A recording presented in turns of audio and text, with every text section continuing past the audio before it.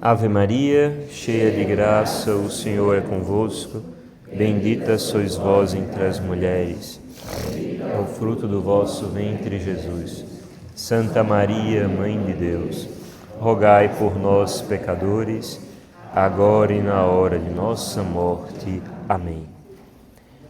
Então, pessoal, de fato, nossa última meditação deste retiro, depois de percorrer esse belo caminho com os discípulos de Emaús, um caminho de transformação interior, de redescoberta da alegria de seguir Jesus, ainda que em meio a angústias, tristezas que nós vamos encontrando pelo caminho, o Senhor, Ele vem sempre ao nosso encontro para aquecer o nosso coração e se revelar até nós, em especial na sua palavra e na Eucaristia, como nós refletimos ontem. E aí, agora nós vamos nos deter no final da passagem, mas antes disso, para a gente entender bem o que é que aconteceu nessa passagem, né, na conclusão da passagem, é importante a gente lembrar uma experiência que muitos de vocês devem conhecer certamente, já devem ter de fato experimentado, que é a alegria, aquele desejo de partilhar uma grande notícia, uma grande alegria alcançada. Por exemplo, talvez muitos de vocês, quando foram pedidas em namoro, em noivado, né, quando veio aquele pedido do casamento, a primeira reação diante daquela alegria, aquela grande surpresa, foi fazer o quê? Sair contando para todo mundo, né? Foi lá, ligou para o pai, para a mãe, mostrou a aliança, saiu andando algumas pessoas correndo de alegria, né? Para não ter confusão aí. Então, muita gente andava, deixa eu olhar a hora aqui, a mão assim para aparecer o anel, né? A gente quer divulgar, quer anunciar aquela grande alegria que a gente encontrou, a grande notícia que agora alegra o nosso coração. Por quê? Uma alegria, uma grande notícia, ela não pode ser guardada para si. A nossa felicidade, ela é muito grande para ficar somente conosco. E o amor verdadeiro, ele é expansivo. O bem em si, ele é expansivo, ele precisa ser compartilhado cada vez mais, né? E foi exatamente essa experiência que ocorreu na vida dos discípulos de Emaús, que a gente vai agora refletir um pouco sobre ela. Vamos ler a passagem um pouco antes, para contextualizar um pouco. Então, no versículo 28, né? Aproximaram-se da aldeia para onde caminhavam, e Jesus fez que ia mais longe, mas eles insistiram, dizendo: fica conosco, Senhor, porque já é tarde e o dia declina. Aquela insistência dos discípulos para que ele ficassem com eles. Então, Jesus entrou para ficar com eles, entrou em sua casa. Estando com eles à mesa, tomou o pão, abençoou-o, partiu-o e lhe deu.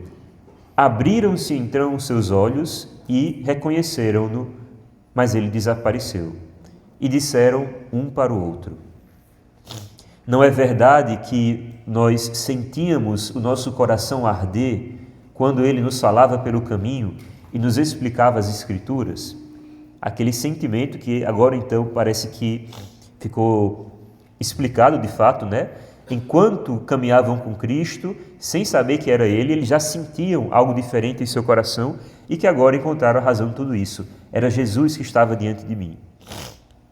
E aí, o nosso versículo central dessa meditação, o versículo 33. Levantando-se na mesma hora, voltaram para Jerusalém. Encontraram juntos os 11 apóstolos, né? E os que estavam com eles, os quais diziam: na verdade, o Senhor ressuscitou e apareceu a Simão. E eles contaram também o que lhes tinha acontecido no caminho e como tinham reconhecido ao Senhor no partir do pão. Então, é assim que conclui essa passagem dos discípulos de Emaús, e aí a gente vai meditar precisamente nesse versículo 33, né?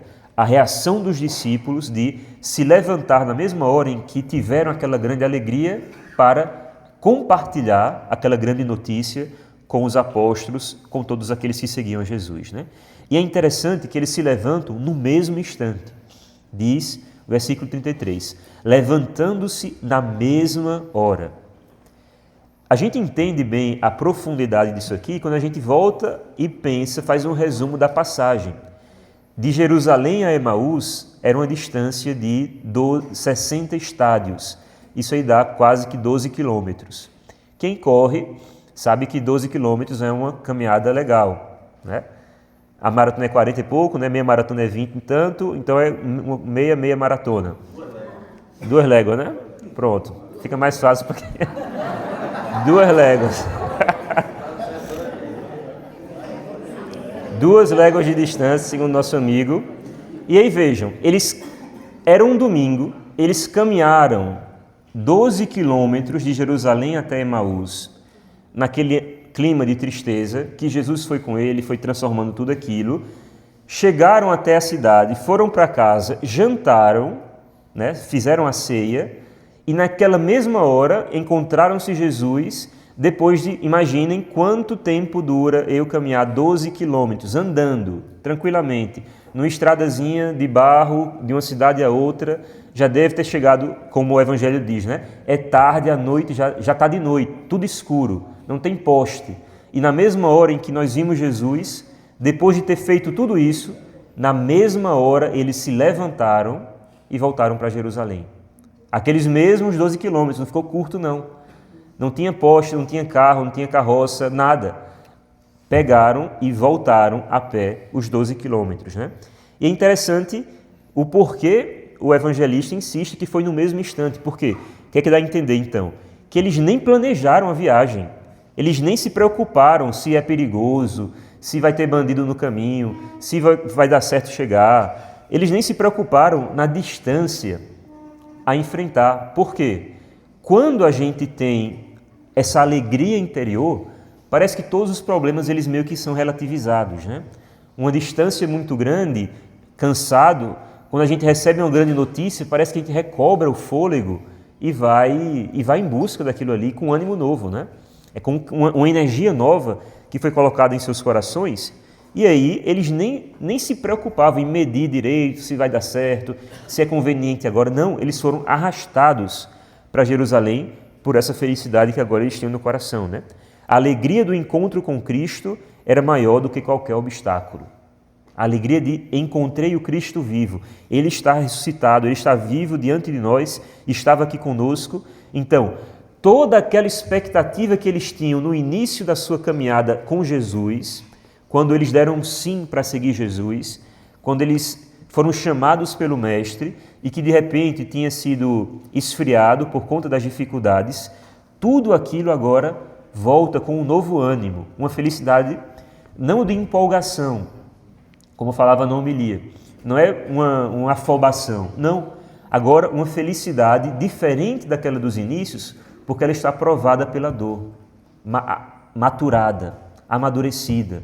Uma felicidade agora com uma convicção que ninguém tira mais de que eu vi Cristo ressuscitado, Ele venceu e Ele está comigo, Ele caminha comigo, eu escuto a sua palavra e eu vejo no partir do pão. Então na mesma hora eles se levantam e vão até Jerusalém, né? Então, e aqui a gente encontra uma verdade fundamental sobre o matrimônio cristão. Quando um casal encontra verdadeiramente Cristo em seu matrimônio, como viemos falando ao longo desse retiro, ele não consegue guardar essa felicidade para si.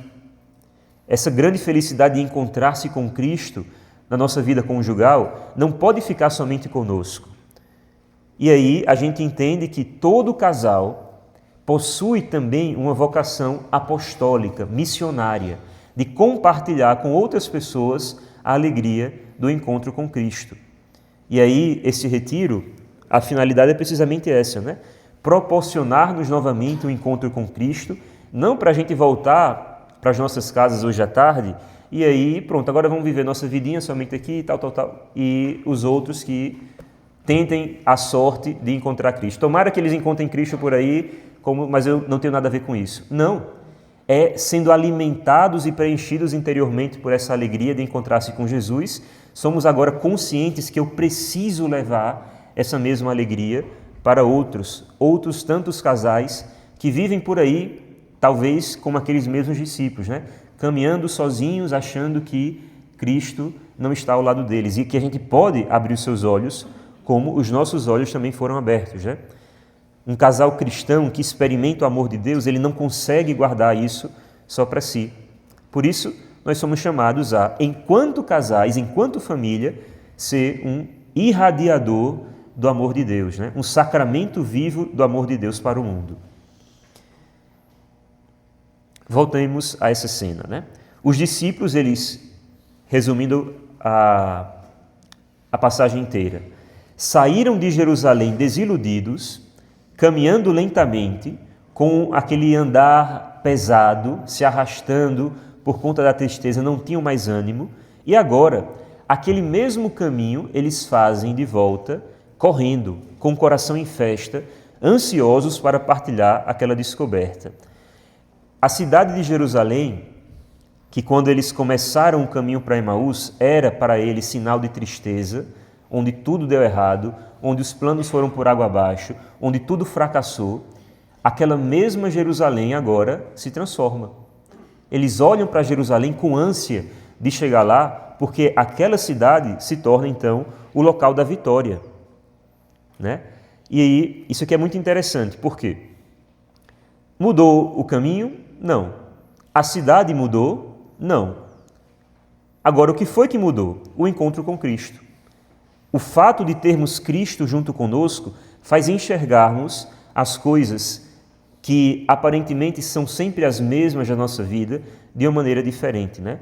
É o mesmo lugar, mas com olhos novos. A mesma cidade, o mesmo caminho, mas com o coração renovado.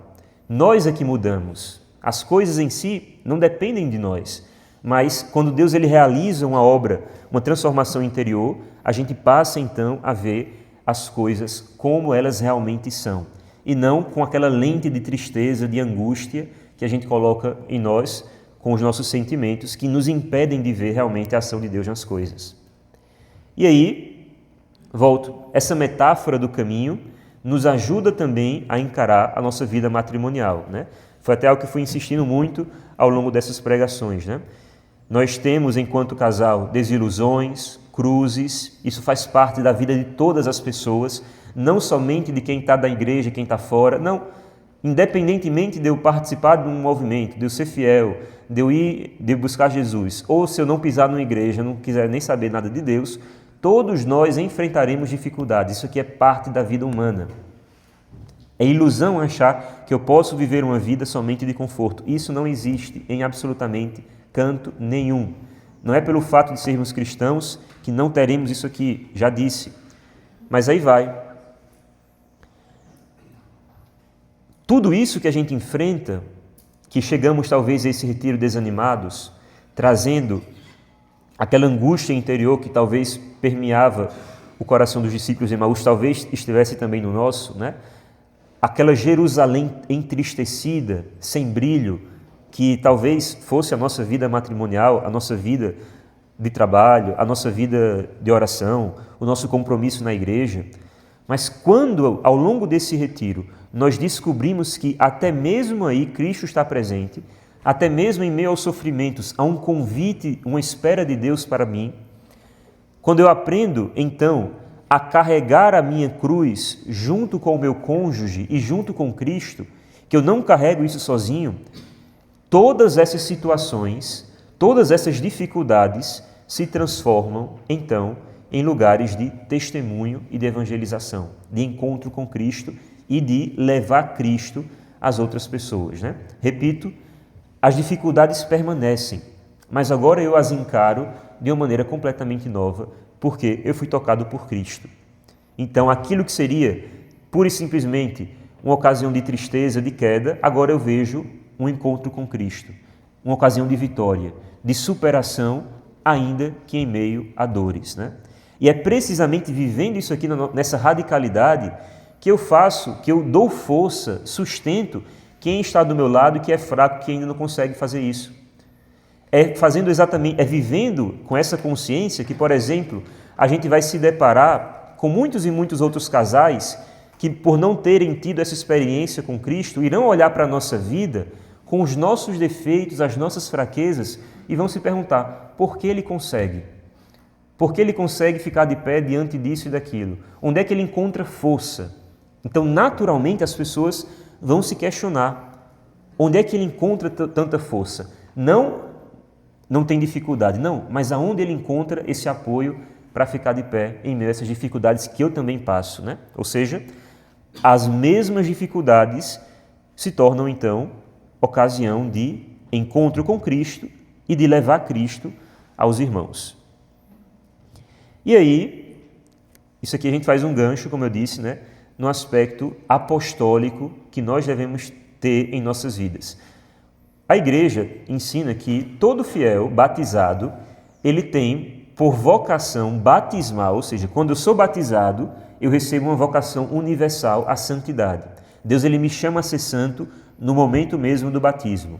Mas junto com aquela vocação à santidade, que é universal, existe também a chamada vocação universal ao apostolado. Todo fiel batizado, ele tem, por vocação divina, a missão de colaborar com a igreja no seu apostolado, na sua missão. A missão de evangelizar, de levar Cristo às pessoas, não cabe somente a gente que usa essas roupas aqui, não. Todo fiel batizado tem por missão divina o dever de evangelizar. Cada um a seu modo. Enquanto casal, eu vou evangelizar como Deus espera que eu evangelize enquanto casal, né? Então, o que é que Deus espera de cada um de vocês no que toca ao apostolado? Essa missão de levar Deus aos demais, né? Como é que eu faço, então, para, abastecido com a graça de Deus, que eu saio desse retiro assim, transmitir isso aqui que eu recebi às outras pessoas? O meio mais eficaz, caros irmãos, da gente levar Deus às pessoas é através do testemunho pessoal. É interessante notar que os discípulos, eles não voltaram para Jerusalém cheio de teorias sobre a ressurreição. Um discurso teológico, não sei o que lá, que talvez seja assim, porque isso, porque aquilo, porque um tempo atrás Cristo falou isso e agora eu confronto com não sei o que lá, com a teoria do último sábio que tem aquela novidade. Não, eles voltaram com um testemunho pessoal. Eu vi o Senhor. Nós o reconhecemos no partir do pão. Eu vi o Senhor, eu tive essa experiência, né? Eles voltaram contando, diz o Evangelho, tudo aquilo que lhes havia acontecido. Uma experiência concreta, pessoal e transformadora. E aí, é exatamente isso que nós devemos imitar no nosso matrimônio, né? Se eu quero evangelizar alguém, seja os meus filhos, seja os meus amigos, o meu vizinho, qualquer casal que topa com a minha vida, não farei isso com discursos sobre o matrimônio, por exemplo. Ah, tem que ser assim, tal, isso aqui está errado. Olha o que a igreja está dizendo, somente para pessoas que não tiveram ainda um encontro com Cristo. Não vai servir, vai ser inclusive contraproducente. Como é que nós evangelizamos aquelas pessoas? Com o testemunho da nossa própria experiência, né? Quando os outros casais ao olharem a nossa união matrimonial, em meio às dificuldades que eles estão enfrentando e vendo como é que nós encaramos tudo isso, se perguntarem, aquela pergunta que eu tinha feito, né? O que é que está por trás disso aí? Isso aí que tem diferente neles, que eu não sei bem o que é. De onde vem? Essa força interior que os faz ficar de pé, ainda que em meio a essas coisas que eu estou vivendo e que está me destruindo, está me fazendo querer desistir. Onde é que eles encontram tanta força? Por que eles se amam tanto, apesar das dificuldades do dia a dia? Porque eles tentam sempre recomeçar. Porque eles não desistem na primeira dificuldade. Então isso aqui, ao sermos vistos pelos outros, inquieta o coração das pessoas, né? E a gente começa a entender um pouco aquilo que Jesus fala no Evangelho, né? Que não se acende uma lâmpada para colocar debaixo da cama, mas pelo contrário, para ficar lá em cima, de modo que a sua luz brilhe sobre toda a casa. Vejam as vossas boas obras e glorifiquem ao Pai que está nos céus. As pessoas precisam olhar para a nossa vida e lembrar de Deus, sem necessidade nenhuma de ficar fazendo discurso moralista para um para outro. O discurso ele vem num segundo momento, né? Quando a pessoa sente-se tocada, ela busca, então a gente catequiza, a gente, com palavras, né? A gente vai iluminando o intelecto da pessoa, vai mostrando o caminho, é assim, com muita paciência. Mas a nossa principal missão é precisamente através do testemunho. Tem uma passagem bem interessante no Novo Testamento, mas é pouquíssimo conhecida, que fala sobre o casamento, que eu queria partilhar com vocês. Está na primeira carta de São Pedro, capítulo 3. Fica lá no finalzinho da Bíblia. 1 Pedro, capítulo 3. Cadê? 1 Pedro 3. Isso.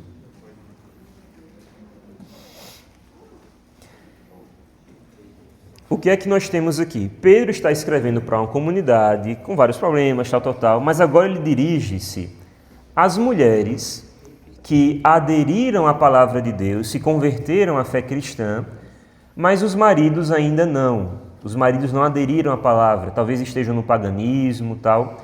E é aquele grande drama que talvez vocês tenham enfrentado alguma vez. Certamente conhece aquela moça da igreja que vai sozinha para a missa, o marido não pisa numa igreja, o marido não quer saber de nada, aquela coisa toda. E aí você pergunta, e aí você tenta fazer o seu marido? Aí ela diz, não, eu tento arrastar ele para a igreja, eu tento falar de Deus para ele. Toda vez que eu vou para a missa eu volto, eu digo, você não pisa numa igreja, você não faz nada, você não reza, aquela coisa toda. Mas ele não se convence. É claro, não é assim que a coisa anda. Não é esfregando na cara do outro, que não entendeu, não foi tocado ainda pela graça de Cristo, pela palavra, e por isso ele não entende a necessidade, não é esfregando na cara a fraqueza, que talvez ele reconheça, inclusive, que ele deveria ir, mas somente aquele dedo na cara faz com que crie uma barreira de orgulho para ele não ceder. E a pessoa não vai, né? É contraprodutivo, inclusive. É chato demais, exatamente. Mas aí, vejam o conselho que São Pedro dá para essas mulheres. Está no primeiro versículo, né? Igualmente vós, mulheres, sede submissas a vossos maridos, para que, se alguns não creem na palavra, vejam só, ele está falando para mulheres cujos maridos não aderiram ainda à fé. Se alguns não creem na palavra, sejam ganhados pelo proceder de suas mulheres sem a palavra, considerando a vossa vida casta e cheia de respeito.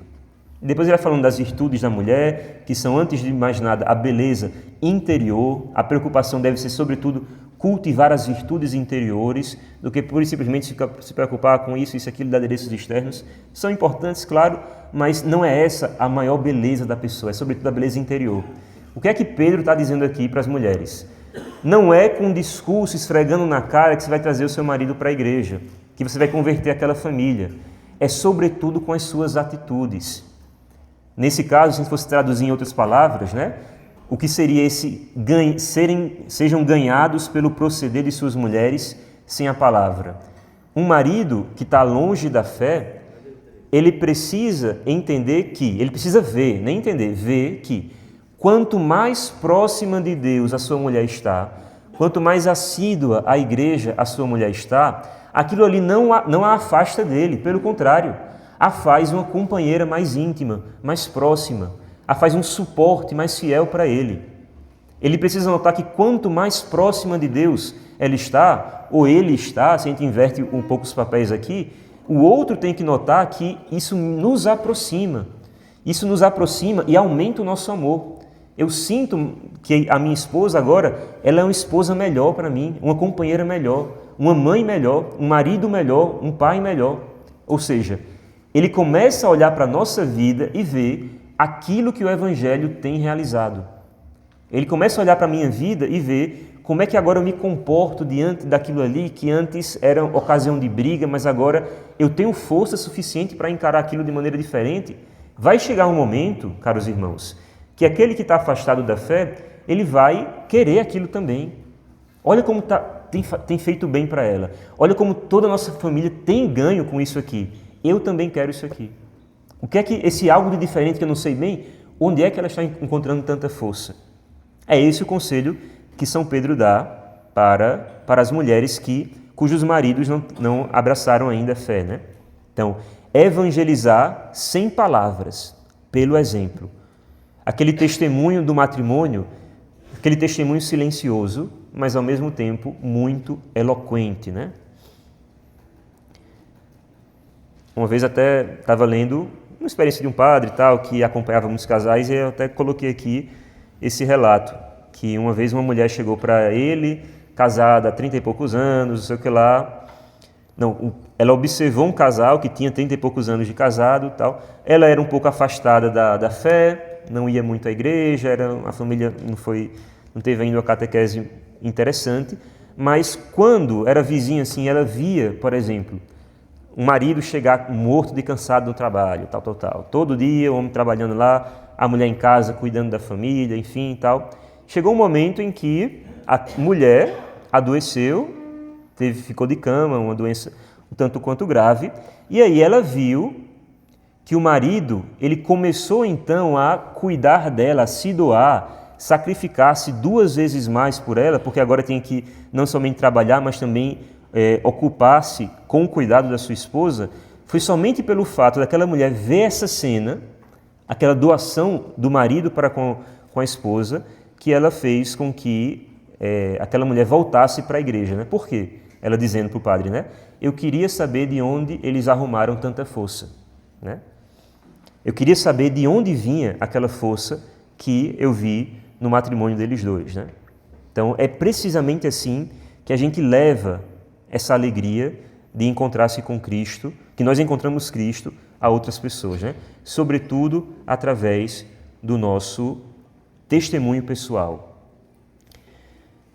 Uma das meditações eu ressaltei aquele aspecto que a família para a igreja é chamada de igreja doméstica, né? Não é apenas uma comparação, sei lá, uma imagem que nos ajuda a entender um pouquinho, não sei o que lá. Não, é uma realidade de fato, né? A igreja, caros irmãos, ela nasce nas casas. Os primeiros cristãos, eles se reuniam nas casas das famílias. Era um tempo de perseguição, não tinha templo, não tinha igreja. Então, onde é que os cristãos se reuniam? Onde é que a igreja ela realmente nasceu? Nas casas das pessoas.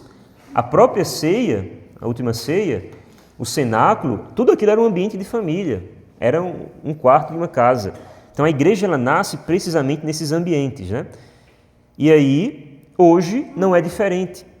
Muitas vocações, todas as vocações, no fundo, na verdade, nascem no seio da família. A maioria, quando a família então entende o dever de evangelizar os filhos, nasce no próprio vínculo familiar, na própria criação. Mas todo mundo que é padre, todo mundo que é freira, todo missionário, todo aquele que se decide a casar, a viver a vocação matrimonial, ele veio de uma família. Então, a gente precisa entender que a família é onde tudo começa. Muitas e muitas conversões, elas se dão precisamente no ambiente familiar. A minha vocação, por exemplo, foi assim, a minha conversão, né? Primeiro, meu irmão foi tocado, e aí ele começou a buscar mais a Deus, minha família ia para a missa no domingo e tá bom, não sabia de absolutamente nada. Meu irmão começou a buscar, e o testemunho dele, a insistência dele, ele falando para a gente e tal, isso, aquilo, a gente vendo como é que ele ia fazendo bem. Então, pouco a pouco, a gente foi sendo arrastado. Aí depois eu segui, depois que eu entrei para o seminário, aí minha mãe foi também, e meu pai que não pisava na igreja, hoje não perde uma missa, porque uma coisa foi puxando a outra. Então toda conversão, quando ela se dá no seio da família, ela vai mudando todo o entorno, né? É um fermento na massa, como Jesus diz no Evangelho. Somente pelo fato da pessoa estar ali, sem falar absolutamente nada, só o fato dela estar ali, ela começa a mudar aquele ambiente, ainda que aos poucos, né? Então, isso significa que cada casal cristão tem a responsabilidade, uma responsabilidade apostólica, missionária, específica, que é o quê? Fazer da sua casa, do seu lar, da sua igreja doméstica, um lugar onde Cristo é conhecido, amado e servido. Onde os filhos aprendem a fé não apenas por palavras, por sermões, né? Mas por verem seus pais vivendo como cristãos autênticos. Falei disso aqui, por exemplo, um exemplo claro da missa do domingo, aquela missa que você diz, nem adianta porque a criança não entende nada, e ele não vai prestar atenção, e eu não vou me concentrar, é melhor não ir. Vai ser a missa mais importante para aquela criança, porque ela vai aprender que no domingo, no dia do Senhor, o meu pai tem a Deus como a prioridade. Ele vê o pai e a mãe dando preferência para Deus, né? Isso aqui é educar com um exemplo. Não tem como dar sermão para uma criança de 2 anos que não entende de absolutamente nada o porquê ela tem que ir para a missa. Não, mas ela tem que ver o pai e a mãe. Ela tem que ver o pai e a mãe rezando em casa, para que ela então entenda que rezar é importante. Porque eu quero ser que nem meu pai, que nem minha mãe, e são modelos para mim e eu os vejo rezando, né? Então, é precisamente assim que nós realizamos, em primeiro lugar, a nossa vocação apostólica, né? Olhando para os nossos, quem está na nossa própria casa, e vendo aquilo como um lugar onde eu devo fazer Cristo conhecido, amado e servido, né? São João Paulo II tem uma frase que diz o seguinte, ele escreveu muita coisa sobre família, muitos documentos, muitas catequeses sobre o tema da família, ele dizia o seguinte, família, está se dirigindo a ela, né? Família, torna-te aquilo que és. O que é que significa isso aqui? Acabamos de dizer que a família é a igreja doméstica, né? E a igreja é o quê? É local de quê? Um local de oração, local do perdão, local do serviço, local do amor fraterno. Família, torna-te aquilo que és. Se és uma igreja doméstica, deve ser então a família o local da oração, o local do perdão, o local do serviço desinteressado, o local do amor fraterno, né? Torna-te aquilo que és realmente. E aí, falamos desse apostolado com os filhos, com o cônjuge, né? Agora uma palavra sobre a missão da família para com outros casais. Já mencionamos um pouco, mas é importante reforçar, né? Por quê? Quando uma família ela se dá conta que ela é, digamos assim, o meio principal para Deus chegar em outro casal, estamos aqui falando de iguais para iguais, né? Uma família que evangeliza outra família, um casal que evangeliza outro casal. Isso aqui dá uma credibilidade maior para aquele testemunho, porque estamos vivendo como que a mesma vida, a mesma realidade, os mesmos problemas, né? Então, é muito mais fácil eu iluminar aquela vida, eu enquanto casal, iluminar aquela vida daquele casal do que simplesmente um padre chegar lá que a pessoa vai achar, ele que não vive o que eu estou vivendo, ele que não experimenta isso aqui na carne, ele vai querer me ensinar como é que eu vivo isso aqui? Não. Agora, quando nós, enquanto casal, fazemos essa ponte e levamos esse testemunho para os outros, podemos ter uma abertura muito maior, né? Por exemplo, um casal cristão que supera uma crise matrimonial, uma crise financeira, que tirou todas as esperanças, mas eles conseguiram dar a volta por cima, uma crise com os filhos que foi superada, isso e aquilo. Depois que ele atravessa aquela realidade, agora ele tem todos os meios necessários para, por exemplo, olhar para um casal frágil, distante da fé, que passa pelas mesmas dificuldades e poder ajudá-lo, né? Quando a gente atravessa uma tribulação, uma cruz, repito, que nunca é um castigo de Deus, uma crueldade, mas pelo contrário é uma ocasião da gente sair mais forte. Depois que eu supero uma provação, eu tenho força agora para ajudar quem ainda não superou. Isso aqui é uma maneira de apostolado. Ajudar casais em crises que estão passando por problemas que nós mesmos enfrentamos, né? Como educar os nossos filhos, podemos ajudar os casais jovens inexperientes, né? E as equipes de Nossa Senhora é um ambiente propício, por exemplo, para a gente viver isso daqui. O que são as equipes, né? Casais ajudando casais. Experiências compartilhadas. Por isso que em toda reunião das equipes, o que é que nós temos? Partilha de experiência. Como é que eu tenho vivido? As alegrias, as tristezas do meu dia a dia, como é que eu encarei isso aqui, que resposta eu tentei encontrar, qual foi a solução, aquela angústia que eu partilho numa reunião hoje, 2 meses depois eu partilho a alegria de que eu consegui vencer aquilo ali, e tudo isso é uma ajuda que a gente vai prestando um ao outro somente pelo testemunho. Então, que bom que bom participar das equipes, porque aqui é um meio muito especial de troca de experiência, né? De testemunhar a obra de Deus em nossas vidas, essa caminhada comum. Então, quando a gente vai fazendo isso, falamos da nossa família em especial, do apostolado interno, agora, entre as famílias, e qual é o resultado disso a longo prazo? Que isso aqui é que ninguém percebe, né? Quando a gente olha as dificuldades do mundo, vem aquela tristeza, o mundo não tem jeito. isso aqui, que mundo é esse que eu vou deixar para os meus filhos? Mas a gente esquece que, no fundo, está errado um pouco esse pensamento, não é? Que mundo é esse que eu vou deixar para os meus filhos, que está bastante bagunçado, e eu quero mudar a força ao mundo, mas eu não tenho força e entro em desespero. Não. A pergunta que eu tenho que me fazer é: que filhos são esses que eu estou deixando para o mundo? Eu não tenho capacidade de mudar o mundo. Eu não tenho capacidade de transformá-lo do nada, acabar com seus problemas, mas eu tenho capacidade de mudar o meu filho, a minha casa. E quando a gente dá filhos santos, filhos evangelizados para o mundo magicamente, entre aspas, vai melhorando. As crises que nós vivemos antes de tudo, crises no seio da família. Se a família vai mal, o mundo todo vai mal. A sociedade inteira vai mal porque a família é a célula básica da sociedade. Então, quando é que o mundo começa a melhorar? Quando eu olho para a minha casa e vejo ali a minha missão, né? Então é sempre uma tentação a gente ficar olhando para os problemas de fora, a guerra do outro lado do mundo, não sei o que lá, e aquilo vai tirando a minha paz, não consigo pensar em outra coisa, o tarifácio, não sei o que lá, se fulano vai ser preso ou não. Então, peraí, são coisas que a gente pode se importar, nossa, interessante isso aqui, mas concretamente, o que é que você pode fazer com isso? Se tem como fazer alguma coisa para mudar isso daí? Não. E aí você vai dedicar todo o seu tempo, toda a sua preocupação, passar o dia todo vendo no YouTube a última notícia que saiu daquilo, que você não pode fazer absolutamente nada? Será que isso aqui é uma maneira boa de empregar o meu tempo?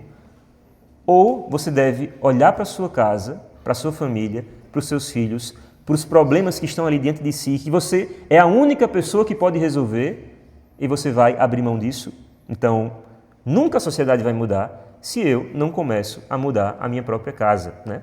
O meu relacionamento com o meu marido, o meu relacionamento com os meus filhos, eu gastar tempo com os meus filhos, aquele tempo que eu fico me preocupando com mil e uma coisa, que eu não tenho capacidade de influenciar absolutamente nada, eu estou abrindo mão de estar com os meus filhos, com meu marido, com minha esposa, fazendo coisas que realmente podem mudar o mundo. Como eu disse, se nós temos uma única família cristã que vive realmente a sua fé, onde quer que ela esteja, ela vai mudar aquele ambiente pouco a pouco. Essa é a grande experiência, né? Basta ter um santo em um canto assim, que todo o entorno começa a mudar. Então, imagine famílias inteiras, né? As nossas equipes inteiras tomando consciência de que se eu me preocupo com a minha casa, se eu busco viver radicalmente o Evangelho na minha família, todo o entorno, todas as pessoas que estão comigo, colegas de trabalho, eles vão notar que a palavra de Deus ela me muda completamente, me dá força, e aí as pessoas vão se sentir atraídas por isso. Então, a pergunta é essa, né? Que filhos eu deixarei para o mundo? Não o mundo que está o problema aqui, tudo, não. Que filhos eu deixarei para o mundo, né? Para mudar esse mundo, para ser a diferença aqui dentro. E é precisamente na nossa casa onde começa a mudança da sociedade. E aí São João Paulo II insistia que o matrimônio não é apenas uma realidade humana que foi abençoada por Deus, mas é uma participação real no mistério da união entre Cristo e a Igreja. Por isso que os casais cristãos, diz ele, são profetas do amor divino, sinais visíveis de como Deus ama a humanidade, né? Família, torna-te aquilo que és.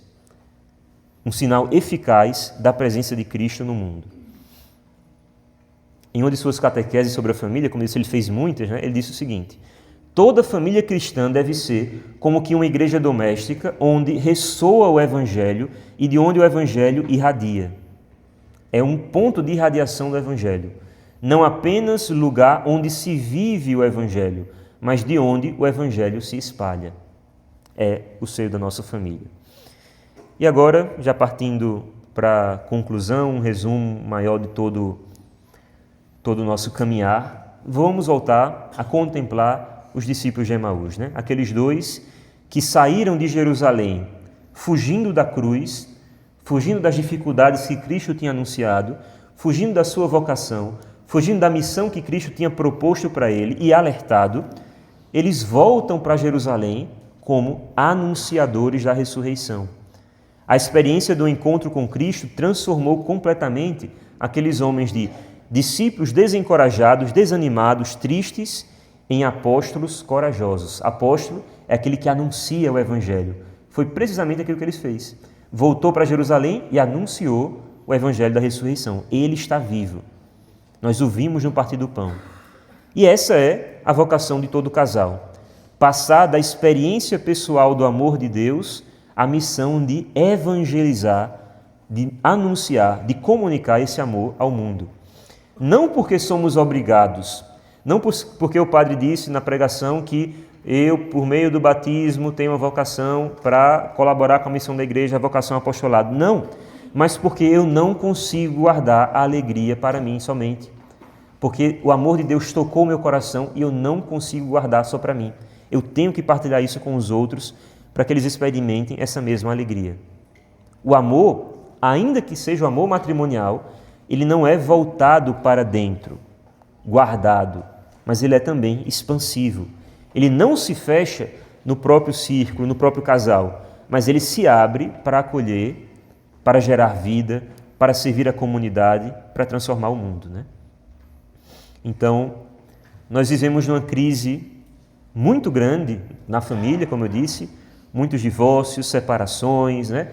Filhos como que abandonados no tocante à missão evangelizadora dos pais para com eles, né? Filhos completamente perdidos, idosos desprezados, sexualidade banalizada, né?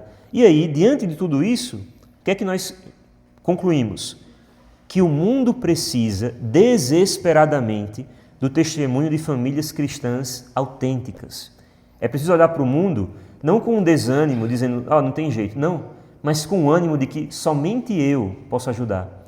Somente eu, enquanto família unida em Cristo, posso ser o remédio para esse mundo aqui. Então, caros irmãos, vocês são sinais de esperança para uma sociedade que está perdendo a fé no amor matrimonial verdadeiro. Devemos ser uma profecia viva de que é possível amar para sempre, de que é possível ser fiel, de que é possível ser feliz na doação mútua, contínua, no sacramento do matrimônio. Sim, é possível. Não é conto de fada, não. E a meta da minha vida é provar isso aqui para o mundo, que só quer dizer que não é possível. A nossa missão é mostrar ao mundo que o projeto de Deus para a família, para o matrimônio, não é uma utopia, mas é uma realidade possível quando vivida unida a Cristo. Em resumo, nos Atos dos Apóstolos, capítulo 10, a gente encontra um resumo de tudo aquilo que o padre falou para fazer o fechamento aqui. Pedro pregando a Cornélio. Vejam só que interessante. Pedro tomou a palavra e disse: na verdade reconheço que Deus não faz acepção de pessoas, mas que, em qualquer nação, aquele que teme ou pratica a justiça lhe é agradável. Deus enviou sua palavra aos filhos de Israel, anunciando-lhes a boa nova da paz por meio de Jesus Cristo, que é Senhor de todos. Sabeis o que aconteceu por toda a Judéia, começando pela Galiléia, depois do batismo que João pregou. E aí Pedro vai falar aquela mesma coisa que para os discípulos de Emaús era a ocasião de tristeza. E Pedro está evangelizando, tá? Como Deus ungiu com o Espírito Santo e com o poder a Jesus de Nazaré, o qual andou de lugar em lugar, fazendo o bem e sarando todos os oprimidos do diabo, porque Deus estava com ele. Nós somos testemunhas de tudo o que ele fez no país dos judeus e em Jerusalém, mas mataram-no, suspendendo-o num madeiro. A ocasião de tristeza, né? Fizeram isso com Jesus, que só fez o bem, que era um grande profeta, que criou uma grande expectativa. Mas aí Pedro completa. Deus, porém, ressuscitou ao terceiro dia e fez que ele se manifestasse, não a todo o povo, mas às testemunhas que Deus tinha escolhido antes, a nós, que comemos e bebemos com ele, depois que ele ressuscitou dos mortos, e mandou-nos pregar ao povo e dar testemunho de que ele é aquele que Deus constituiu juiz dos vivos e dos mortos. Pedro insiste uma e outra vez: eu sou testemunha de Cristo. Cristo para mim não é um discurso, não é um personagem do passado que eu não faço a mínima ideia, que nunca me encontrei com ele. Não, eu testemunho aquilo que eu vi, que eu toquei, que eu escutei. No nosso caso, não é algo irreal, utópico isso aqui, que nós não vemos Cristo com os nossos olhos. Se estamos aqui, é porque em algum momento da nossa vida nós somos tocados por Cristo. E é exatamente isso que é o objeto do nosso testemunho. Os discípulos não eram teólogos, não eram filósofos, não eram marqueteiros, propagandistas, eram testemunhas de Jesus. Aquilo que São João diz no início da sua carta, né? Na primeira carta. Aquilo que os meus olhos viram, meus ouvidos ouviram, minhas mãos tocaram do verbo da vida, é isso que vos anunciamos. Não é um discurso, não. Eu vi o Senhor, eu toquei nele, eu senti a sua presença, ele estava comigo. É isso que eu vos anuncio. E essa é a missão de todo casal. Ser testemunha de que Cristo vive, de que seu amor transforma, de que sua presença faz a diferença real na minha vida matrimonial. Então, a experiência que nós fizemos nesses dias de retiro é uma experiência de Emaús, da vinda desanimada, achando que talvez Deus tivesse me deixado um pouco de lado, não estava mais caminhando comigo, porque já passaram-se vários anos daquele sim definitivo, alegre que eu dei, e agora parece que só tenho desânimo. Pouco a pouco nós fomos encontrando Cristo na sua palavra, na Eucaristia, e agora preenchidos com esse amor, que nos faz ver a nossa vida completamente diferente, nós vamos alegres voltar para as nossas casas, anunciando que Cristo está vivo, que Ele caminha conosco. É hora de voltar correndo para anunciar a presença de Deus entre nós. Não com palavras apenas, mas com o testemunho de um amor matrimonial que reflete o amor de Cristo para com a igreja, como vocês meditaram no deserto de ontem, né? Ontem encerrava assim, né? Que propósito eu posso tomar a partir de então para viver isso aqui? O que é que está faltando para eu amar a minha esposa, o meu marido, dessa maneira aqui? Então, é com o nosso testemunho que refletiremos o amor de Cristo pela igreja. Não como quem tem todas as respostas, quem não tem problema, quem superou tudo, não. Mas como quem encontrou que a única resposta e a única solução é Cristo e vamos dar os passos para ir ao seu encontro, né? O mundo, caros irmãos, está esperando cada um de nós. Há muitos casais em crises, né, que precisam ver que é possível recomeçar, que é possível superar crises. Há jovens que precisam acreditar que vale a pena dar um sim definitivo. Há filhos que precisam de lares onde Cristo seja conhecido e amado e só os terão se antes chegarmos levando o amor de Deus aos casais que são seus pais. Somos portadores desse evangelho, da boa nova do matrimônio cristão. Então, ao voltar para as nossas casas, como os discípulos voltaram para Jerusalém, com pressa de compartilhar a alegria, mas cuidado no acelerador, na estrada, uma pressa de anunciar, com um coração ardente de amor, com a certeza de que Cristo caminha comigo, né? Assim como Jesus ele não deixou os discípulos de Emaús órfãos, né, abandonados, nem os apóstolos, quando ele subiu ao céu, ele disse: enviarei o Paráclito, o defensor, não vos deixarei órfãos, eis que estarei convosco todos os dias até o fim do mundo. Que ele estava ali ao lado dos discípulos de Emaús, ainda que eles não percebessem. Jesus, ele também não nos deixará sozinhos nesta missão. O próprio Espírito Santo que acompanha a igreja, acompanha também a nossa igreja doméstica, que é a nossa família. Santifica o nosso matrimônio e nos envia a santificar muitos e muitas outras famílias que ainda precisam encontrar-se com Jesus. Amém?